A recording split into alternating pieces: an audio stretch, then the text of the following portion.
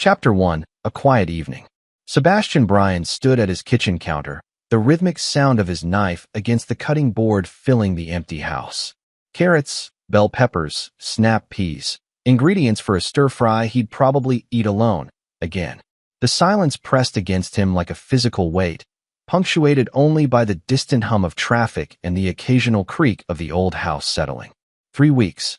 21 days since Maddie had loaded their son Timothy into her Honda and driven away, tears streaming down her face, her final words echoing in his mind. "I can't keep wondering if you'll come home each night, Sebastian. I can't raise our son in constant fear." The 42-year-old former crime reporter understood her fear. He'd built a career on exposing uncomfortable truths, and truth had a way of making dangerous people even more dangerous. He'd brought down corrupt politicians who tried to bribe him into silence. He'd unveiled corporate malfeasance that cost executives their fortunes and freedom. He'd shattered criminal enterprises with nothing but his laptop, relentless curiosity, and a stubborn refusal to be intimidated. But he couldn't write his way out of a failing marriage. He couldn't investigative journalism his way back into his wife's trust, or make his son stop having nightmares about bad men coming to hurt daddy. Sebastian's phone buzzed against the granite countertop, the vibration startlingly loud in the quiet kitchen. He wiped his hands on a dish towel and picked it up. A text from an unknown number. "Your order from Chin's Palace will arrive in 10 minutes. Thank you for your business." Sebastian's brow furrowed. He scrolled through his recent calls and apps. No food delivery ordered. No confirmation emails. He hadn't even been thinking about dinner beyond the half-prepared vegetables in front of him. A wrong number? A glitch in some delivery app? Before he could investigate further, his doorbell rang. Not a polite single chime, but harsh, insistent, 3 times in rapid succession. The kind of ringing that screamed urgency, panic, danger. Every instinct Sebastian had honed over 15 years of investigative journalism flared to life. He grabbed his phone, thumb hovering over the emergency call button, and moved toward the front door with deliberate caution. Through the peephole, he saw a young delivery driver, mid-20s, Latino, wearing a bright red jacket with some kind of courier company logo. But it was the kid's face that made Sebastian's blood run cold. Slick with sweat despite the cool October evening. Eyes wide, darting left and right like a cornered animal. Hands trembling so badly the paper bag he held rustled audibly. This wasn't a normal delivery.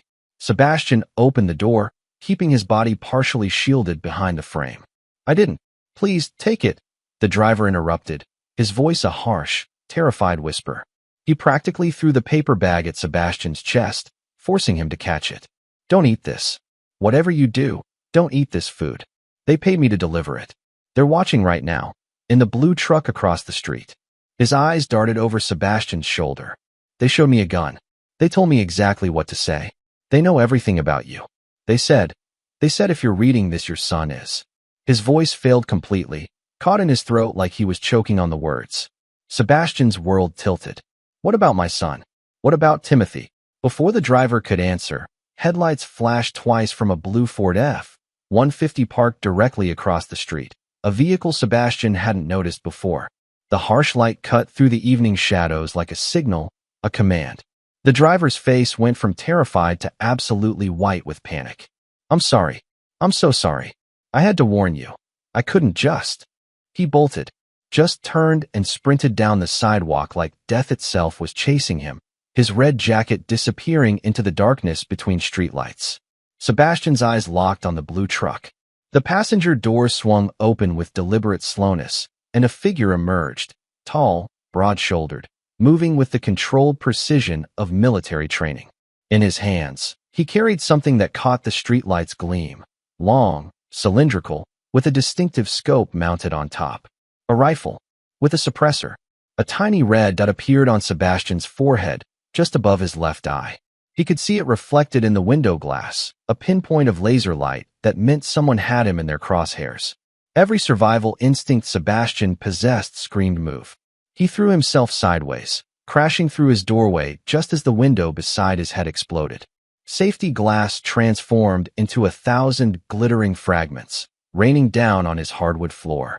The sharp crack of a suppressed rifle shot followed a split second later, not the loud bang of movies, but a harsh mechanical cough that was somehow more terrifying in its restraint. Sebastian kicked the door shut as another round punched through his front window, then another. The shots weren't wild or panicked. They were methodical, professional, walking a pattern across his home's facade like someone checking off boxes on a list. He army crawled across his living room floor, staying below the window line, his journalist's brain cataloging details even as adrenaline flooded his system. 3 shots, approximately 2 seconds between each, grouped in a 6-inch spread. Professional marksmanship. This wasn't some random gang violence or crime of passion. This was an execution, interrupted. Sebastian reached his bedroom, grabbed his phone from where he'd dropped it, and dialed 911 with shaking fingers. 911, what's your emergency? Shots fired, active shooter situation. 847, Maple Grove Drive. I need police immediately. His voice came out steadier than he felt. Blue Ford F-150, license plate. He peered carefully through his bedroom window, memorizing the numbers illuminated by the streetlight. David Victor 7392. Armed suspect with rifle, suppressed weapon.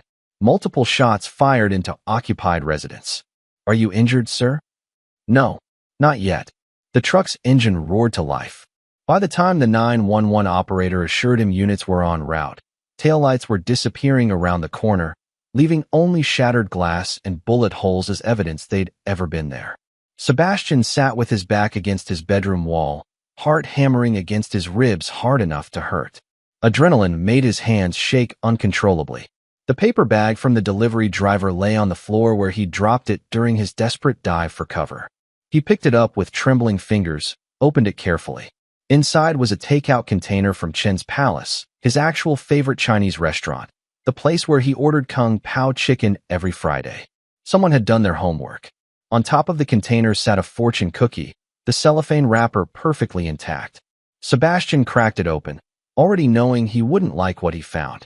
The fortune was hand-typed on a small strip of paper, the kind you'd print on a label maker. Your son's life depends on your silence. Speak, and Timothy dies. The poison was just insurance. Throw it away. This is your only warning. We're watching. Sebastian's world narrowed to that small piece of paper. They knew Timothy's name. They knew his favorite restaurant. They knew where he lived, worked, probably where Maddie's sister Kelly lived in Dayton, Ohio. This wasn't random violence.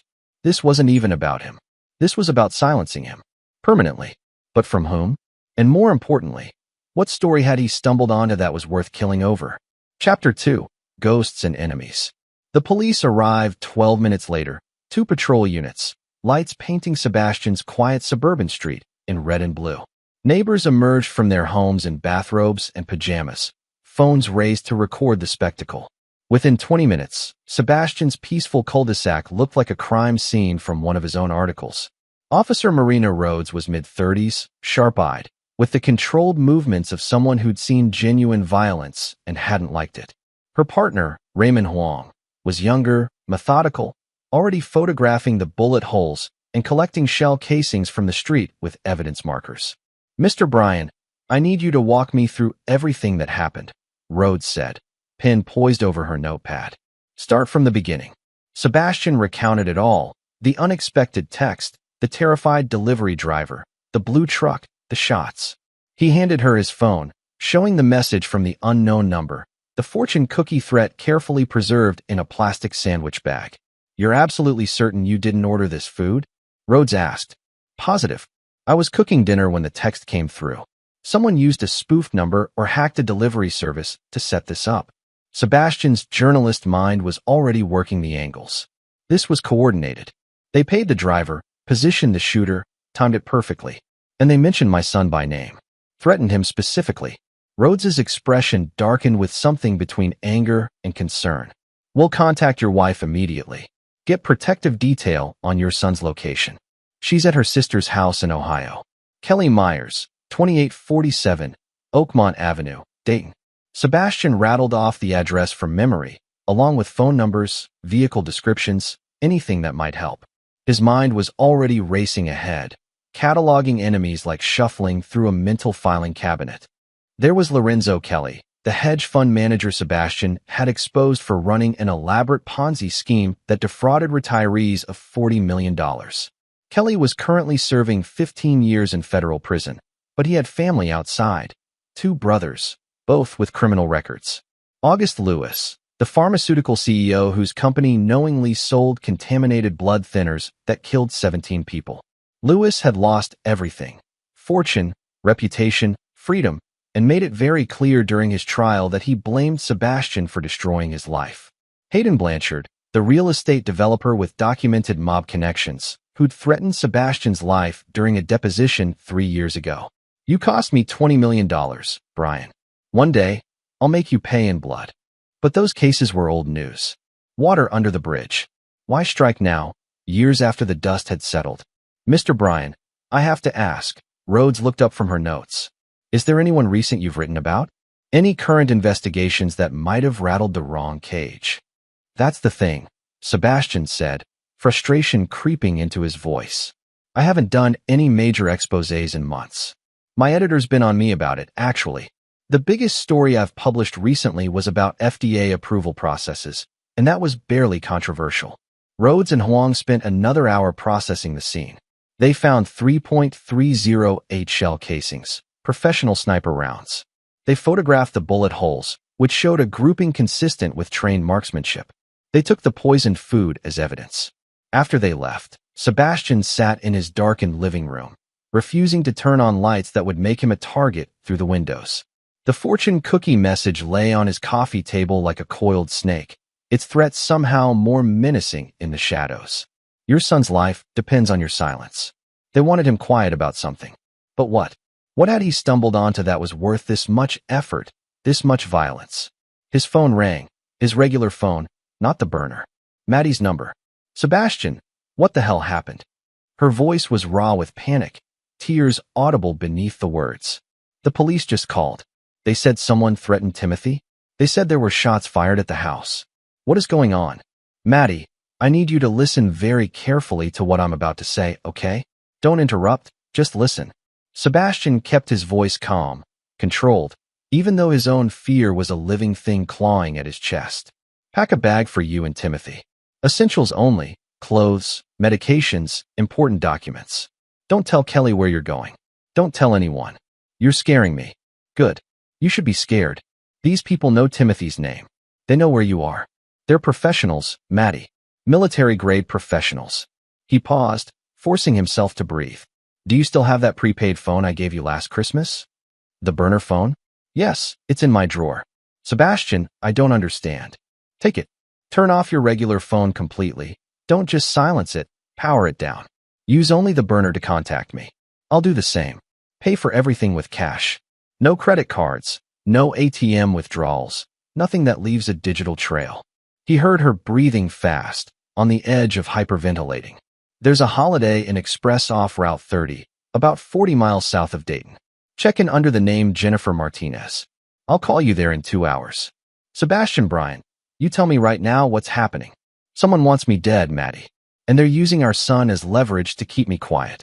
But here's what they don't understand." His voice hardened with something cold and determined. "I don't stay quiet. Ever. I'm going to find out who's behind this, and I'm going to destroy them. But first, I need to know you and Timothy are safe. Please, baby, trust me one more time." A long silence. Then, quietly, 2 hours. Holiday Inn Express, Route 30. After hanging up, Sebastian sat in the darkness and really looked at the fortune cookie message. Professional linguists could probably tell him something about the phrasing, the word choice. But Sebastian's focus was on what it revealed about his attackers. They'd shown their hand too early. A truly professional assassination would have just been the poison, delivered without warning, consumed before he knew to be afraid. The theatrical warning, the delivery driver's terror, the sniper across the street, the fortune cookie threat, meant they wanted him afraid but alive, which meant they needed something from him. Information? Compliance? Or were they waiting to see what he knew before deciding whether to escalate? Second mistake, they'd underestimated him. Sebastian Brian had built a career on refusing to be intimidated. Threatening him directly would have been smarter. Threatening Timothy made this personal, and personal meant Sebastian would never stop until he'd burned their entire operation to the ground. Third mistake, they'd left survivors. The delivery driver could identify them. The shell casings would have forensic evidence. The blue truck had left tire tracks. Amateur hour, despite the professional execution. Sebastian pulled out his old reporter's notebook, actual paper, unhackable, and began making lists in the dim light from his phone. Every article he'd written in the past year. Every source he'd contacted. Every company, politician, or criminal organization he'd investigated or even mentioned in passing. Someone in his past had come back. Someone powerful enough to hire professional shooters, but stupid enough to telegraph their intentions. And Sebastian would find out who. Then he'd make them regret ever learning his name. He started with the most recent articles, working backward through his mental archive. The FDA approval piece about Davenport Pharmaceuticals. A series on opioid crisis mismanagement in rural communities. An expose on predatory lending targeting veterans. Local government corruption involving zoning permits. Nothing that screamed, worth killing over. Unless. Sebastian pulled up the Davenport Pharmaceuticals article on his laptop, reading it again with fresh eyes. He'd written it 6 weeks ago, a seemingly routine piece questioning the expedited FDA approval for a new diabetes medication called glycobalance.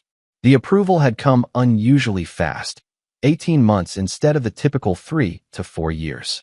During his research, Sebastian had noted that 2 clinical trial participants had died during testing. Both deaths were ruled unrelated to the medication by the company's internal review board. The FDA had apparently accepted this determination without independent verification. At the time, it seemed like a minor scandal. Rushed approval processes, possible regulatory capture. The usual story of pharmaceutical companies cutting corners. Sebastian had written it expecting it to generate a few concerned letters to the editor, maybe prompt a congressional hearing that would go nowhere. But what if there was more to it? What if those deaths weren't coincidental? What if the entire approval process was fraudulent? Samuel Davenport, the company's CEO, was worth $14 billion. His new diabetes medication stood to make billions more. Diabetes affected 37 million Americans, and glycobalance was being marketed as a revolutionary treatment with fewer side effects than insulin. If something threatened that cash cow, Sebastian's research instincts kicked into overdrive. He began digging deeper into the clinical trial data, the FDA correspondence, anything publicly available about Davenport Pharmaceuticals' approval process. 3 hours later, bleary-eyed and running on adrenaline, he found it. A whistleblower complaint filed with the FDA 3 months ago. The complaint itself was heavily redacted in the public records, but the case number was visible. More importantly, the FDA's response was visible. Complaint withdrawn by complainant. No further action required. Someone had filed an explosive complaint about Davenport Pharmaceuticals, then mysteriously withdrawn it.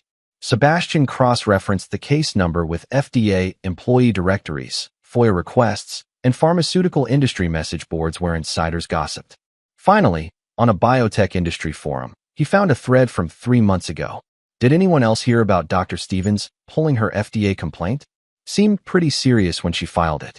Wonder what made her change her mind. Dr. Stevens. Sebastian searched the name combined with Davenport Pharmaceuticals and FDA. Dr. Petra Stevens, senior clinical researcher, formerly employed by Davenport Pharmaceuticals. She'd left the company 18 months ago, right around the time the diabetes medication entered its final approval phase. And according to her obituary, Dr. Petra Stevens had died 4 weeks ago in a single-vehicle car accident. No other vehicles involved. Drove off a bridge on a clear, dry night.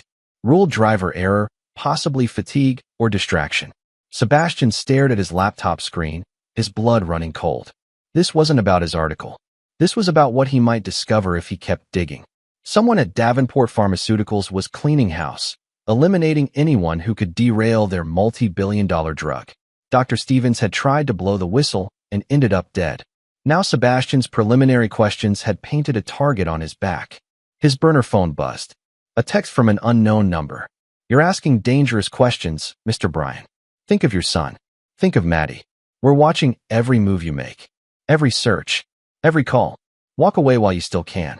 They were monitoring his internet activity, which meant they'd hacked his home network, or his laptop, or both. Sebastian yanked the battery out of his laptop, covered the webcam with electrical tape, and threw his regular phone into the microwave, not to cook it, just to shield it from any potential listening devices or tracking signals. From now on, he'd communicate only through the burner. He'd use only public Wi-Fi on a clean device. And he'd assume every wall had ears, every camera had watchers. If Davenport Pharmaceuticals wanted a war, Sebastian Bryan would give them one. But on his terms. And he'd make damn sure he won. Chapter 3. The Driver's Story. Sebastian spent a sleepless night in a motel 20 miles from his house, paid for in cash, registered under a fake name. Every noise in the parking lot made him tense. Every pair of headlights that swept across his window made his hand move toward the aluminum baseball bat he'd bought at a 24-hour sporting goods store. Dawn came slowly, gray and cold. Sebastian showered in the cramped bathroom, shaved with a disposable razor, and stared at his reflection. His eyes were bloodshot, face haggard. He looked like he'd aged 5 years overnight. Good. Let them think they'd broken him. His first priority was finding the delivery driver. The kid had risked his life to warn Sebastian. That took genuine courage, and it meant he knew more than he'd been able to say before running. Chen's Palace opened at 11 for lunch service. Sebastian called from a payphone, an increasingly rare find in the modern world, but he'd located one outside a gas station and asked about deliveries to his address the previous evening. "Sir, we show no delivery to that address," the manager said, her accent thick but her English perfect. "Our last delivery was at 7:15, and that went to Riverside Boulevard. What about driver logs? Can you check if anyone picked up an order around 7:20 or 7:30? All our drivers were here by 7 p.m. We had a slow night, only 6 orders total. I can guarantee none of them went to Maple Grove Drive. Dead end." But Sebastian had expected that. He'd noticed something during those terrified seconds when the delivery driver thrust the bag at him. The kid's jacket had a logo, not from any major delivery service Sebastian recognized, but a local operation. Stylized running figure, the letters QRE below it. 3 phone calls to dispatch services, 2 searches on business registration databases, and Sebastian had it. Quick Run Express, a small courier company operating out of a strip mall in the industrial district. "Hi. I'm trying to track down one of your drivers," Sebastian said when he finally got a human on the phone. Young guy, Latino, mid-20s, really went above and beyond on a delivery last night. I wanted to send a commendation to his supervisor. "That's very kind of you, sir." The receptionist sounded pleased. "Can you describe him?" Sebastian did, adding details about the red jacket, approximate height, and build. "Oh, that sounds like No Lang. He's one of our best, very conscientious, always on time." "That's him. Is No working today? I'd love to thank him personally. He called in sick this morning, actually. First time in 6 months. Hope he's okay." Sebastian thanked her and hung up. Called in sick, or went into hiding. Finding No Lang took another 4 hours of investigation. The community college registrar wouldn't give out student information, but their public art show listings included a No Lang mixed media entry. The show was at a downtown gallery that afternoon. Sebastian arrived early, bought a coffee at the shop next door, and waited. No appeared around 2 o'clock, looking like he'd slept even less than Sebastian. Dark circles under his eyes, hands shaking as he adjusted a painting on the gallery wall. He kept glancing at the door like he expected armed men to burst through at any moment. Sebastian approached slowly, hands visible, non-threatening. When No saw him, the kid's face went white. "Don't run," Sebastian said quietly. "I'm not here to hurt you. I'm here to thank you. You saved my life last night." No's jaw trembled. "They told me. They said if I warned you, they'd kill me. They said they'd find my family, my little sister. But I couldn't." He broke off, tears streaming down his face. "I saw you through your window when we pulled up. You were cooking dinner, just living your life, and I knew they were going to murder you. You looked like my dad, and I thought about him finding out I'd helped kill someone, and I couldn't do it." Sebastian guided him to a quiet corner of the gallery, away from curious onlookers. "Start from the beginning. Tell me everything." The story came out in a rush. 3 days earlier, 2 men had approached No at work. Professional, polite, dressed in dark suits like corporate executives. They'd offered him $2,000 cash, more than No made in a month, to deliver a package to a specific address at exactly 7:30 p.m. They said it was a prank for a friend's birthday, No explained. Surprise dinner delivery, real elaborate. They even showed me the food, said it was pre-ordered from a Chinese restaurant. I thought it was weird, but $2,000 is $2,000, you know. When did you realize it wasn't a prank? When I got to your street and saw the truck already there. They pulled up beside me, and the tall one, the one with the scar on his face, he opened his jacket and showed me a gun tucked in his belt. Just showed it, didn't say anything. Then his partner said, "You do exactly what we told you. Ring the bell 3 times. Hand over the bag. Say these exact words." No pulled out his phone, showing Sebastian a note. The words matched what the kid had gasped out on Sebastian's doorstep. What were the exact words they gave you?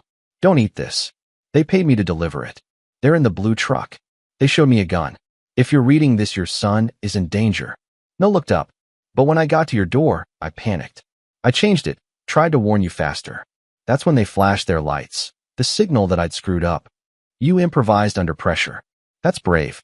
Sebastian studied the kid, seeing genuine courage beneath the terror. "Did you get pictures? Any identifying information?"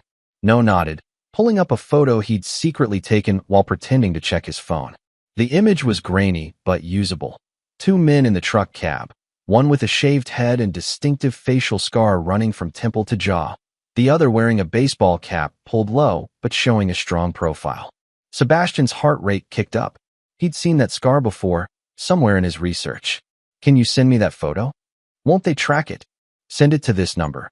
Sebastian gave him the burner phone digits. "It's untraceable. Do you have somewhere safe you can go?" "Family out of state. My aunt's in Seattle. I was thinking about visiting anyway." "Go today? Right now? Pack a bag and get on the first bus out of town.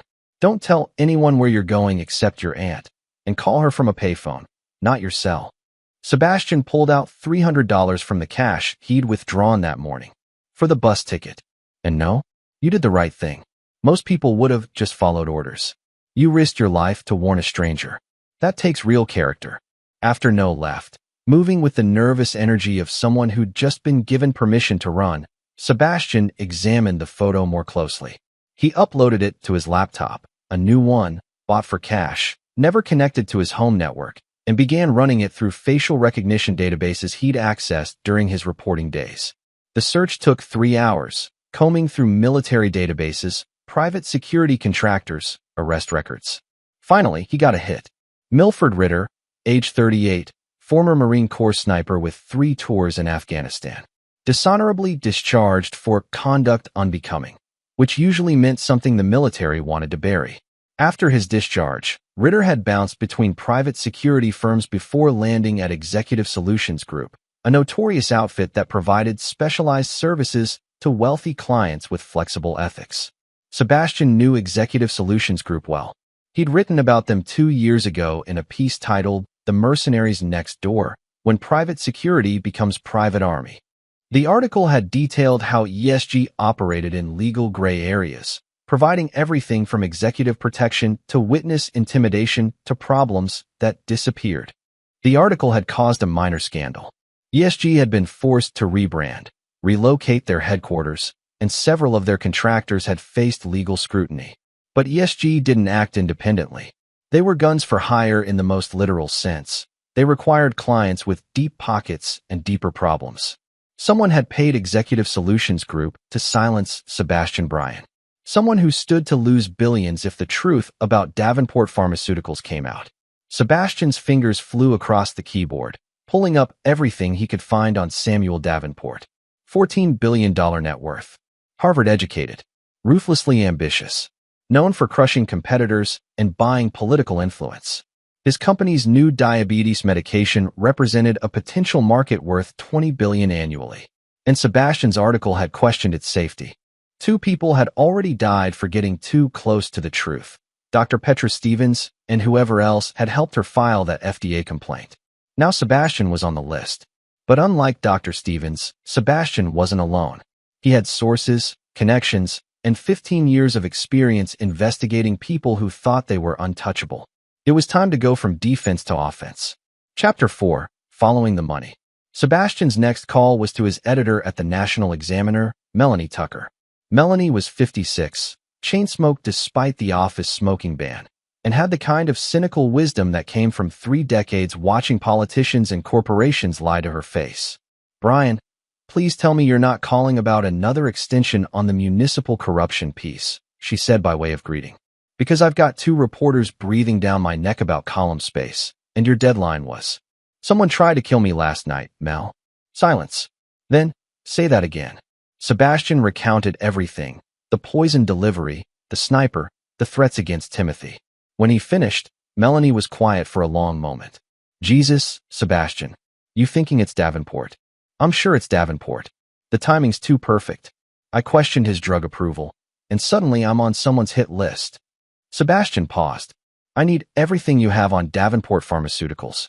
Financial records, board member bios, FDA correspondence, clinical trial data, anything that didn't make it into my original article. You're not seriously thinking about investigating the man who just sent assassins after you. I'm thinking that if I don't expose him first, I'll spend the rest of my life looking over my shoulder. He won't stop until I'm silent, Mel. Permanently. So I need to make so much noise, so publicly, that killing me becomes more dangerous than letting me live. That's either brilliant or suicidal. Hopefully both. Sebastian heard her lighting a cigarette, the sharp intake of breath as she thought. Can you send the files to a secure email? Nothing connected to my regular accounts. Give me 2 hours. And Sebastian? Be careful. Davenport's got connections that reach into Congress, the FDA, probably half the Justice Department. You're picking a fight with someone who has more money and power than God. Good. Big targets make satisfying headlines when they fall. The files arrived that afternoon, encrypted, sent through multiple proxy servers, accessible only with a password Melanie texted to his burner phone.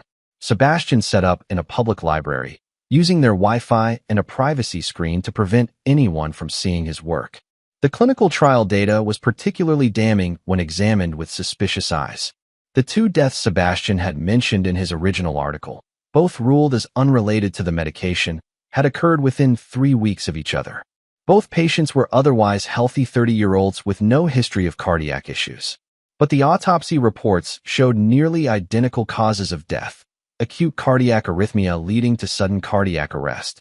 The medical examiner had noted possible drug interaction in both cases, but this observation had been overruled by Davenport Pharmaceuticals' internal review board, which determined the deaths resulted from undiagnosed pre-existing conditions. Convenient, and almost certainly fraudulent. Sebastian dug deeper. The independent review board that had cleared the drug consisted of 5 doctors, all supposedly unbiased experts. But a quick search of their financial disclosures revealed something interesting. 3 of the 5 doctors had received generous research grants from Davenport Pharmaceuticals within 6 months of their review. Dr. Houston McDaniel, for $180,000 for cardiovascular research support. Dr. Freddie Gallagher, $520,000 for clinical trial methodology consultation. Dr. Andrea Bowen, $390,000 for pharmaceutical safety protocol development. Nearly $1.5 million spread across the people who were supposed to provide objective oversight. It wasn't proof of bribery. Research grants were technically legitimate, but the timing was suspiciously convenient. Then Sebastian found the smoking gun, the withdrawn whistleblower complaint. Using his network of sources at the FDA, people who owed him favors from previous investigations, Sebastian obtained a partially redacted copy of Dr. Petra Stevens' original complaint. The document was explosive. I am formally reporting systematic fraud in the approval process for glycobalance, compound designation DP 247. During my tenure as Senior Clinical Research Director, I witnessed and documented the following violations. 1. Falsification of adverse event reports. At least 7 cardiac events were reclassified as unrelated incidents, despite clear temporal and physiological connections to DP 247. 2. Selective exclusion of trial participants who experienced negative side effects, effectively skewing the safety profile. 3. Direct pressure from executive leadership, specifically CEO Samuel Davenport, to massage unfavorable data and prioritize approval timeline over patient safety. 4. Financial incentives offered to review board members in exchange for favorable determinations. The document continued for 12 pages, meticulously detailed, with dates, names, and specific instances of fraud. Dr. Stevens had been thorough, professional, and damning. 2 weeks after filing this complaint, she'd withdrawn it. No explanation provided. For months after that, She died in a convenient car accident. Sebastian sat back, his jaw clenched. This wasn't corporate negligence or regulatory corner-cutting. This was premeditated murder for profit. Samuel Davenport had known his medication could kill people, had buried the evidence, had bribed the oversight committees, and had eliminated anyone who threatened to expose the truth. And now Sebastian was on that elimination list. His burner phone buzzed. A text from an unknown number. "You're a persistent man, Mr. Bryan." Admirable, really. But persistence without wisdom is just stubbornness. "Your son started kindergarten last year at Roosevelt Elementary. Mrs. Patterson's class. He likes dinosaurs and Spider-Man. He's afraid of thunderstorms. Would be a shame if something happened to him." Sebastian's vision went red. They were describing Timothy in detail, proving they could reach him whenever they wanted. The threat wasn't subtle, it was a promise. He took 3 deep breaths, forcing his rage into something cold and focused. They'd made a mistake. They'd given him proof they were actively monitoring and threatening him. That text was evidence, and Sebastian would use it. But first, he needed more than evidence. He needed a whistleblower who was still alive. Someone inside Davenport Pharmaceuticals who knew the truth and had the courage to come forward. Sebastian began searching for recently fired or retired Davenport employees, looking for anyone who might have an axe to grind. He found his answer in a trade journal article from 5 years ago, an executive profile of Walker Greer, then VP of Clinical Development at Davenport Pharmaceuticals. The article praised Greer's ethical standards and commitment to patient safety. But a follow-up search showed Greer had been restructured out of the company shortly after that article's publication. Sebastian found Walker Greer living in a modest house in the suburbs, working as a consultant for small biotech startups. He looked nothing like his corporate headshot. Grayer, thinner, with the haunted expression of someone who'd witnessed something terrible and done nothing to stop it. They met at a diner 2 hours outside the city, a place where corporate spies and paid informants wouldn't think to look. Walker slid into the booth across from Sebastian, ordered coffee he didn't touch, and got straight to the point. "I know why you're here. I read your article about Davenport. I also read about Dr. Stevens dying in that car accident." His voice was hollow, scraped raw by guilt. "It wasn't an accident. Tell me what you know." Walker pulled out a USB drive, set it on the table between them like a loaded gun.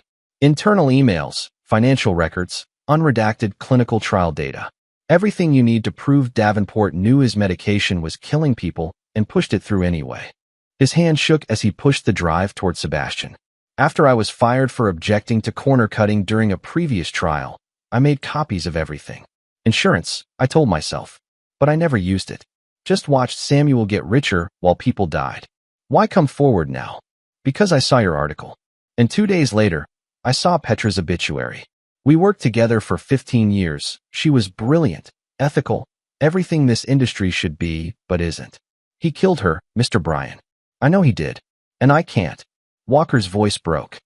"I can't keep living with the guilt of staying silent." Sebastian took the USB drive, feeling its weight like a weapon. "Davenport will know you're the source. You understand that. Let him come. I'm tired of being afraid." That night, in a new motel room paid for with cash, Sebastian reviewed the files Walker had provided. They were even more damning than Dr. Stevens's complaint. Emails from Samuel Davenport himself, sent from his personal account. "We need to expedite approval or risk losing market share. I don't care if the cardiac data is borderline. Find a way to make it work. We've invested too much to let ethics derail billions in revenue." Financial records showing payments to FDA reviewers, disguised as consulting fees or speaking engagements. Each payment corresponded with a key decision in the approval process. Internal memos from the Clinical Research Department, 7 additional cardiac events recorded in Phase 3 trials. CEO Davenport has requested these be reclassified as unrelated to avoid triggering FDA safety reviews. Legal department confirms this is within acceptable reporting flexibility. This wasn't just evidence of a crime. This was a roadmap of systematic murder for profit. Sebastian began uploading encrypted copies to secure servers, creating a dead man's switch. If he failed to enter a password every 24 hours, the files would automatically release to 50 major news outlets, congressional oversight committees, and the FBI. Then he set his trap. Using a burner email account, Sebastian composed a message to Samuel Davenport's private email address. Mr. Davenport, I have documents proving your medication killed at least 7 people during clinical trials, not 2. I have emails showing you bribed FDA officials. I have internal memos where you explicitly ordered the falsification of safety data. I have everything. If you want this to stay buried, meet me at the old Riverside warehouse on Morgan Street tomorrow at midnight. Come alone. Bring $5 million cash. If you don't show, or if you try anything stupid, every document I have goes to the Washington Post, New York Times, and FBI simultaneously. You have 24 hours. It was crude, obvious, exactly what a desperate blackmailer would send. And Samuel Davenport, arrogant and accustomed to solving problems with money or violence, would take the bait. Because men like him always did. Chapter 5. The Invisible War. Sebastian spent the next 18 hours preparing for the meeting like a military operation. The Riverside warehouse had been abandoned for 15 years, a hulking shell of corrugated metal and broken windows on the city's industrial edge, surrounded by empty lots and defunct factories. Perfect for the kind of meeting where someone didn't walk away. Sebastian arrived at noon, a full 12 hours before the scheduled meeting. He scouted every entrance, every window, every potential sniper position within 500 yards. He mapped escape routes, identified cover points, and documented sight lines. Then he began setting up his equipment. 4 wireless cameras, purchased with cash from an electronics store, positioned to cover every approach to the warehouse. Each camera fed to a laptop hidden in his trunk, recording everything and uploading to cloud storage in real time. 3 audio recorders, professional grade, the kind used for investigative journalism, placed strategically to capture conversations from multiple angles. A GPS tracker, attached with industrial adhesive to the underside of the blue Ford F-150's rear bumper when Sebastian had tracked it to Executive Solutions Group's parking lot that morning. If they ran, he'd know where they went. Finally, Sebastian called Officer Marina Rhodes. She'd been professional during the initial investigation, and her body language suggested she actually cared about justice rather than just collecting a paycheck. Officer Rhodes, this is Sebastian Bryan. I need to report a crime that's about to happen. Mr. Bryan, it's 7 p.m. I'm off duty. Can this wait until? Samuel Davenport, CEO of Davenport Pharmaceuticals, is going to attempt to kill me tonight at the Riverside warehouse on Morgan Street. I've arranged a meeting where I'm supposedly blackmailing him. He'll bring hired killers, probably the same ones who shot at my house. A pause. That sounds like entrapment, Mr. Bryan. It's not entrapment if he's already committed multiple felonies and attempted murder. I have evidence, documented proof, that Davenport falsified drug trial data, bribed FDA officials, and ordered the death of a whistleblower. But I need him on record, caught in the act of trying to kill me. Sebastian kept his voice steady, professional. I need police present but hidden. When I give the signal, I'll say a specific phrase, something about Dr. Stevens. You move in and make arrests. This is incredibly dangerous and probably illegal. Would you rather wait until he successfully kills me?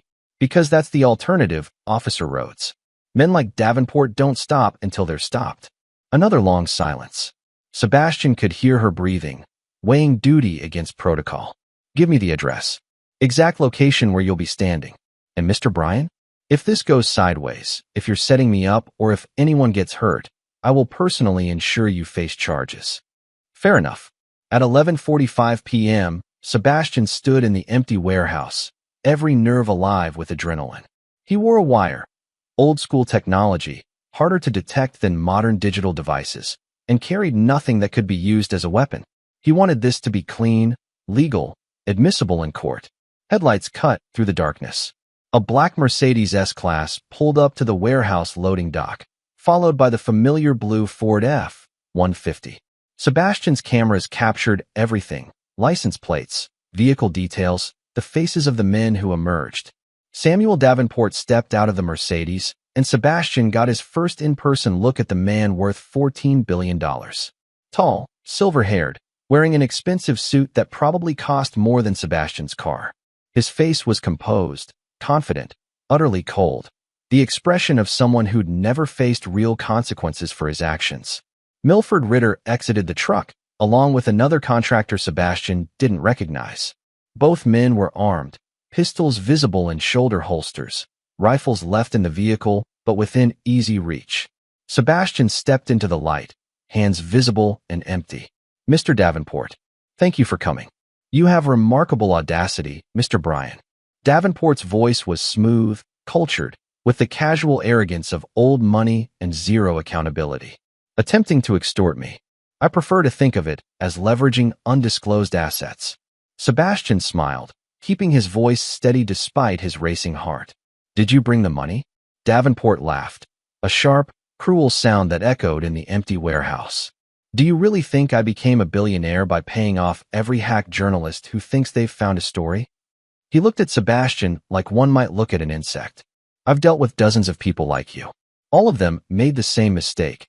They thought exposure would protect them. It doesn't." "Interesting theory." Sebastian kept his hands visible, away from his body. "Care to elaborate?" Dr. Stevens thought the same thing. Filed her little complaint with the FDA, collected her evidence like a good Girl Scout. Then she had a tragic accident. Davenport's smile was reptilian. "The beautiful thing about car accidents is how common they are. No one questions them, especially when the victim had been working long hours, under significant stress." "So you're admitting you killed Dr. Petra Stevens?" "I'm admitting nothing. I'm simply noting that people who threaten my business interests tend to have unfortunate accidents." Davenport turned to Milford Ritter. "Kill him. Make it look like a robbery gone wrong. Leave the body where it'll be found. I want other journalists to see what happens to people who cross me." Sebastian's heart hammered, but he kept his voice loud and clear for the recording equipment. "That's interesting, Mr. Davenport, because you just ordered my murder in response to my allegations about falsified drug trial data. You also just confessed to being involved in Dr. Petra Stevens' death." And Sebastian checked his watch with exaggerated casualness. "Officer Marina Rhodes and her team should be entering the perimeter right about now." Davenport's eyes narrowed dangerously. "You're bluffing." "Am I?" On cue. Sebastian had timed this perfectly. Police sirens wailed in the distance, growing rapidly closer. Floodlights burst to life around the warehouse perimeter as 6 patrol cars surrounded the building, effectively boxing in both vehicles. "Police, put your weapons down. Hands where we can see them." Officer Rhodes's voice boomed through a megaphone, amplified and authoritative. Searchlights pinned Milford Ritter and his partner in harsh white glare. Both men immediately dropped their weapons and raised their hands, professionals recognizing when the game was over. Sebastian turned back to Davenport, who stood frozen, his face twisted between rage and disbelief. "You see, Mr. Davenport, I don't want your money. I never did. I want your confession. And now I have it, recorded on 4 separate devices, witnessed by police, and already uploaded to secure servers where deleting it is impossible. This is entrapment. It'll never hold up in court.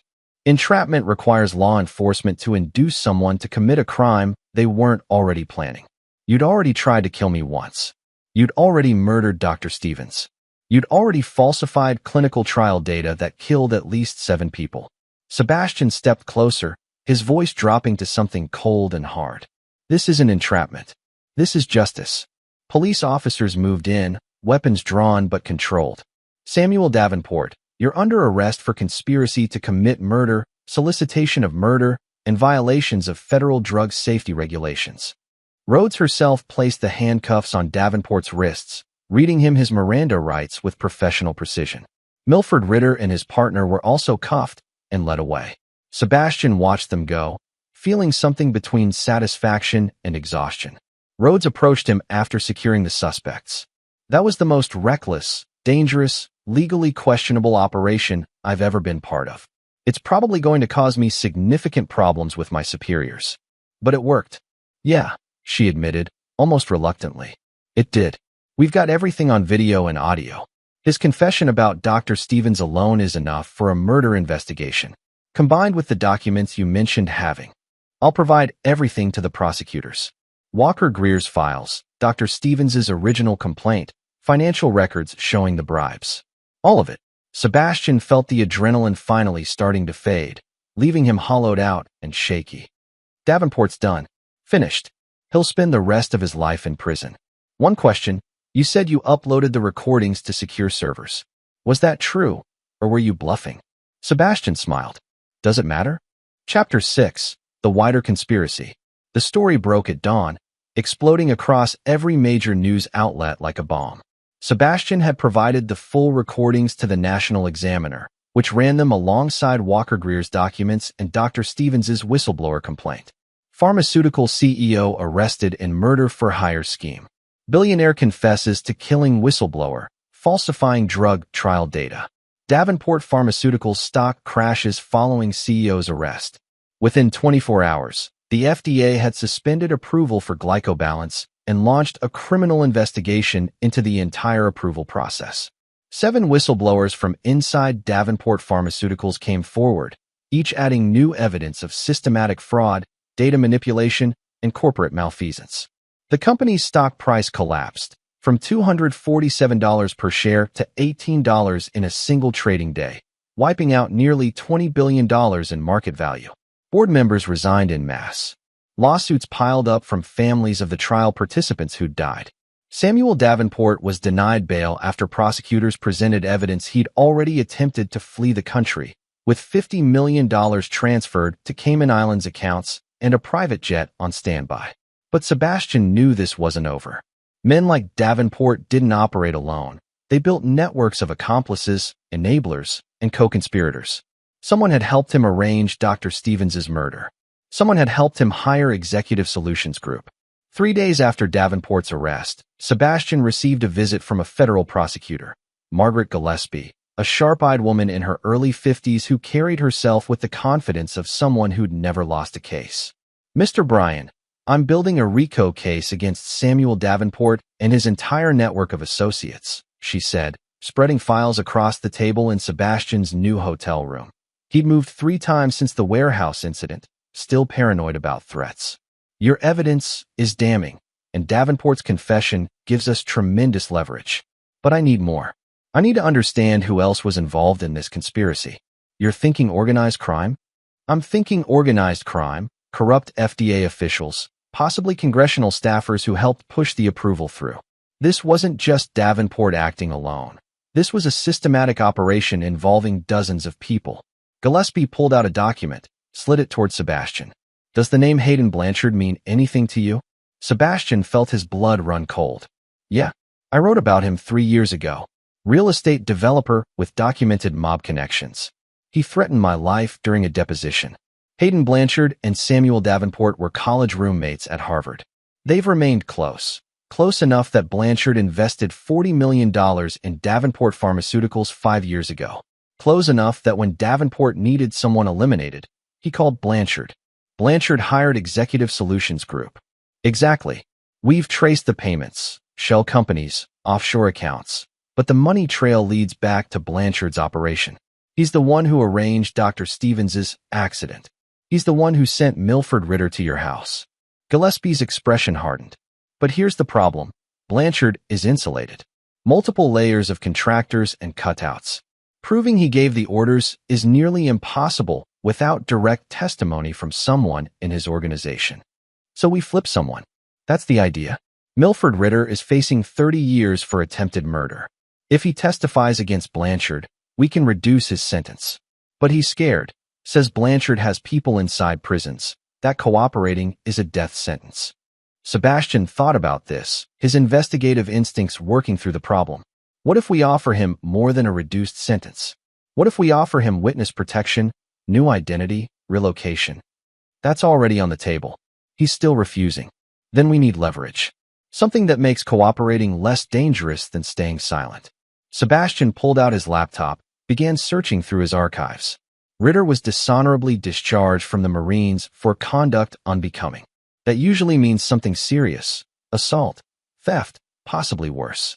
If we can find out what he did, we might have leverage. Over the next week, Sebastian worked directly with Gillespie's team, digging through military records, interviewing former service members, reconstructing Milford Ritter's past. They found it buried in classified documents. Ritter had been involved in the death of a civilian contractor in Afghanistan, officially ruled an accident, unofficially suspected to be murdered during a botched robbery. The contractor's family had never gotten justice. The military had covered it up to avoid scandal. Sebastian brought this to Ritter during a jail visit, Gillespie and her team present. Your service record says the contractor's death was an accident, Sebastian said, watching Ritter's face carefully. But I talked to 3 Marines who served with you. They all say the same thing. You killed that man deliberately, took his money, and the Corps buried it to protect their reputation. Ritter's jaw clenched, but he said nothing. The contractor's widow is still alive, still wondering what really happened to her husband. If that information became public, if she decided to sue the military or push for a criminal investigation. Sebastian leaned forward. That's life in federal prison, Ritter. No parole. But if you cooperate, if you testify against Hayden Blanchard, we make this go away. Witness protection, new identity, a chance at a normal life. Blanchard will kill me. Blanchard is going to prison for the rest of his life if you testify. He'll have 0 power to hurt you. Ritter stared at his hands for a long moment. Then, what do you need? Within 3 days, they had everything. Ritter gave detailed testimony about Blanchard's involvement. The meetings where murder was discussed, the payments made through shell companies, the instructions to eliminate the problem permanently. More importantly, Ritter provided names. Other contractors Blanchard had hired, corrupt officials on his payroll, the entire network of criminals and accomplices. The FBI arrested Hayden Blanchard on a Tuesday morning, executing simultaneous raids on his real estate offices, personal residences, and known associate locations. They found evidence of racketeering, money laundering, contract killing, and connections to organized crime families across 3 states. Blanchard's initial reaction was defiance. He hired the most expensive defense attorneys money could buy, made bail at $10 million, and went straight back to operating his criminal empire, which was when he made his fatal mistake. Chapter 7. The Contract. Sebastian learned about the contract on his family from an unlikely source, Andrea Bowen, one of Hayden Blanchard's former mistresses. Andrea was 38, elegant, and absolutely furious at being discarded when Blanchard's legal troubles became public. She called Sebastian directly, having obtained his burner number through methods she declined to explain. Mr. Bryan, we need to meet. Tonight. There's something you need to know about Hayden. They met at a busy restaurant. Public, crowded, the kind of place where violence was unlikely. Andrea wore sunglasses despite the evening hour and kept checking the exits like she expected armed men to appear at any moment. Hayden doesn't lose, she said without preamble. Ever. It's pathological with him. Even if he goes to prison, he'll keep coming after you and your family until everyone you love is dead. That's how he operates. Why are you telling me this? Because he threw me away like garbage when the scandal broke. After 5 years together, after everything I did for him, he couldn't even be bothered to call, just had his lawyer send a letter. Her voice was cold, controlled fury. So I'm returning the favor by burning his entire operation to the ground. Andrea pulled out her phone, showed Sebastian a recording. Hayden Blanchard's voice, tinny through the speaker, but unmistakable. I don't care that he's got FBI protection. I don't care about the trial. Bryan and his family need to disappear, permanently. I want his wife, his kid, everyone. Put out a contract. $500,000 to whoever can get to them before the trial starts. Sebastian's blood turned to ice. When was this recorded? 2 days ago. He used a smuggled phone in his lawyer's office. Idiot thought it was secure. Andrea's smile was vicious. I've been keeping tabs on him, recording everything. Insurance, originally. Now it's ammunition. I need that recording. You can have it. And I'll testify to everything I've witnessed over the past 5 years. The money laundering, the criminal connections, the murders he arranged. She leaned forward. But I need protection. Real protection, not just police patrols. Hayden has people everywhere. Sebastian called Margaret Gillespie immediately. Within hours, Andrea Bowen was in protective custody, her recordings and testimony adding multiple charges to Blanchard's indictment. But the contract on Maddie and Timothy remained active, $500,000 to anyone who could kill them before the trial. Sebastian called Maddie on the secure line. How fast can you pack? What's wrong? Her voice immediately tightened with fear. Blanchard put out a contract on you and Timothy. Professional hit, $500,000 bounty. You need to move, right now, to a new location that nobody knows. Not your sister, not your parents, nobody. He heard her breathing accelerate, panic creeping in. Sebastian, I can't keep running. Timothy keeps asking when we can go home. He doesn't understand why we're hiding. I know, baby. And I'm going to fix this, I promise. But first I need you safe. Sebastian had already planned this contingency. There's a cabin in northern Montana, owned by a source I trust. No digital footprint, paid for in cash, completely off-grid. I'm sending you coordinates and a contact name. You drive there tonight. Don't stop except for gas. Pay cash for everything. Can you do that? How long? 2 weeks. Maybe 3. Long enough for me to make sure Blanchard can never hurt us again. After hanging up, Sebastian sat in his hotel room and really thought about his situation. Blanchard was insulated, protected by layers of lawyers and accomplices. Even with Andrea's testimony and Milford Ritter's cooperation, getting a conviction would take months during which Maddie and Timothy would be in danger. Sebastian needed something more immediate, something that would neutralize Blanchard completely, right now, before the contract could be fulfilled. He needed to dismantle Blanchard's entire operation, the money, the connections, the power that let him threaten families from inside a jail cell. Which meant Sebastian needed access to Blanchard's financial infrastructure, the offshore accounts where he kept his liquid assets, the shell companies he used to pay contractors, the entire network of money that kept his criminal empire running.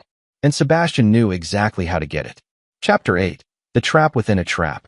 Sebastian's plan was risky, arguably illegal, and definitely would have made Margaret Gillespie furious if she'd known about it, which was why he didn't tell her. He visited Hayden Blanchard in county jail, using his journalist credentials to arrange the meeting. Blanchard's lawyers objected, but Blanchard himself overruled them, arrogance and curiosity getting the better of his legal judgment. Brian. Blanchard smiled across the reinforced glass partition, picking up the phone. Come to beg for your family's lives? Actually, I came to offer you a deal. I'm listening. Samuel Davenport is cooperating with prosecutors, giving them everything, names, dates, financial records. He's trying to reduce his sentence by selling out everyone involved in the conspiracy. Sebastian kept his voice level, professional, including you. He's got documentation linking you to Dr. Stevens's murder, the attack on my house, everything. Blanchard's smile faltered. Bullshit. Is it? Why do you think the FBI arrested you so quickly? Davenport gave them your entire operation in exchange for a lighter sentence. Sebastian leaned forward. But here's the thing. I don't want Davenport to walk away from this. He killed people, threatened my son, almost destroyed my family. So I'm offering you a chance to bury him before he buries you. What kind of deal? You give me everything you have on Davenport, financial records, communications, proof of his involvement in the murders. I'll make sure it gets to prosecutors in a way that destroys his plea agreement. He goes down, you potentially have leverage for your own deal. Blanchard studied him suspiciously. Why would you help me? I'm not helping you. I'm using you to make sure Davenport dies in prison. You're just collateral damage. Sebastian pulled out a document, held it up to the glass. This is a sworn statement from Andrea Bowen detailing your relationship, the things you've told her, the criminal activities she witnessed. She's currently in protective custody, cooperating fully with federal prosecutors. You're finished, Blanchard. The only question is whether you take Davenport down with you. The next 30 minutes were a masterclass in manipulation. Sebastian played on Blanchard's ego, his desire for revenge against the friend who'd betrayed him, his desperate need to maintain some semblance of control even from inside a jail cell. Eventually, Blanchard gave him what he needed: access codes to several offshore accounts, names of shell companies, and most importantly, biometric security protocols for his main financial vault. The primary account requires fingerprint and retinal scan, Blanchard said. You'll never access it. Let me worry about that. What Blanchard didn't know: the entire conversation was being recorded. The jail's security cameras, which Sebastian had been assured were focused on his side of the partition, had been accidentally adjusted by a cooperative guard, courtesy of a $500 cash payment, to capture Blanchard's side as well. While Blanchard talked, gestured, and occasionally leaned close to the glass partition, the cameras captured high-resolution images of his hands, his fingerprints clearly visible on the smudged glass. They also captured detailed shots of his eyes, more than enough for a skilled forensics team to recreate the biometric data needed to bypass his security protocols. Sebastian left the jail with everything he needed. He didn't actually plan to steal Blanchard's money. That would be a crime, and Sebastian wasn't a criminal. But he absolutely planned to give federal prosecutors a complete roadmap to Blanchard's entire financial empire. Within 48 hours, forensics experts had used the recordings to recreate Blanchard's fingerprints and retinal patterns. They weren't perfect, biometric systems were sophisticated, but they were close enough to give investigators probable cause for warrants. The FBI hit Blanchard's offshore accounts with federal seizure orders, working with international authorities to freeze assets across 7 countries. They found $89 million in liquid assets, documentation of payments to contracted killers, including the specific payment for the contract on Sebastian's family, communications with organized crime families, evidence of bribes to corrupt officials, financial records proving at least 14 murders over the past decade. The contract on Maddie and Timothy was canceled within hours. Professional killers didn't take jobs when the payment was frozen and the client was under federal investigation. Hayden Blanchard's empire collapsed in spectacular fashion. His attorneys abandoned him when their retainers bounced. His co-conspirators turned on him in droves, each racing to cut their own deals. His connections in organized crime distanced themselves to avoid the federal scrutiny. Within a week, Blanchard went from an arrogant crime lord to a desperate man, facing 17 counts of murder and a potential sentence of life without parole. Sebastian watched it all unfold from the safety of his hotel room, feeling something between satisfaction and exhaustion. He'd won, not through violence or revenge, but through patience, intelligence, and an unwavering commitment to exposing the truth. Chapter 9, Justice and Peace.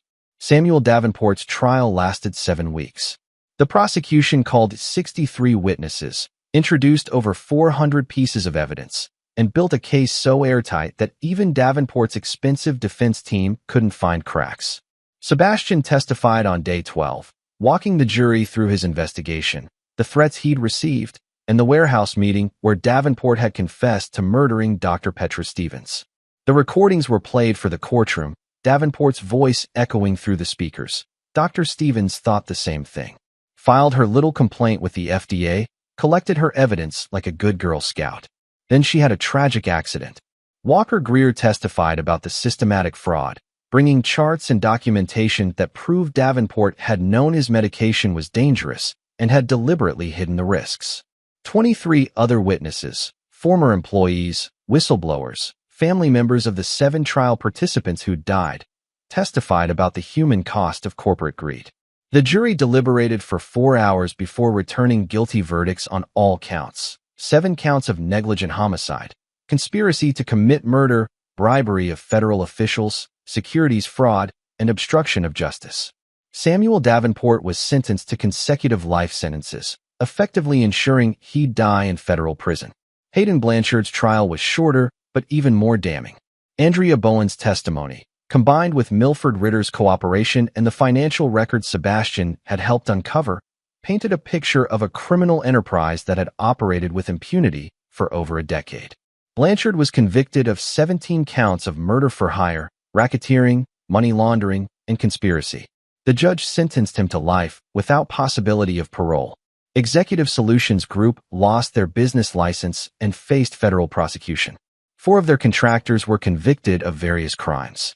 Milford Ritter received a reduced sentence of 12 years in exchange for his testimony, followed by permanent witness protection. 3 months after the trials concluded, Sebastian stood in his rebuilt living room, looking at the repaired walls where bullet holes had been. The windows were new, reinforced with security film. The front door had been replaced with something more substantial. But the house finally felt safe again. Maddie sat on the couch, Timothy nestled against her, watching a documentary about dinosaurs. His son looked relaxed, happy, no longer constantly checking the windows for bad men. "It's really over?" Maddie asked, the question she'd asked countless times over the past few weeks. "It's over," Sebastian confirmed. He sat down beside them, putting his arm around Maddie's shoulders. "Davenport's in federal prison. Blanchard's in federal prison. Executive Solutions Group is shut down. Every single person who threatened our family is either imprisoned or dead. And there's no one else? No other associates or accomplices who might come after us." The FBI arrested 47 people connected to the conspiracy. The few who weren't arrested fled the country or went into hiding. No one's stupid enough to continue a vendetta when it means facing federal prosecution. Sebastian squeezed her shoulder. We're safe. Actually, genuinely safe. Timothy looked up at his father with wide, serious eyes. Daddy, are you a superhero? Sebastian laughed, the sound feeling strange after months of tension and fear. No, buddy. Just a guy who asks questions people don't want asked. That sounds like a superhero to me, Timothy insisted. You saved Mommy and me from the bad guys. That's what superheroes do. Then I guess I'm your superhero.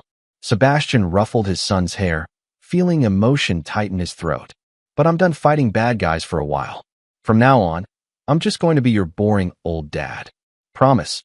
Promise. Later that night, after Timothy was asleep and Maddie had gone to bed, Sebastian sat at his kitchen table with a glass of whiskey he didn't drink.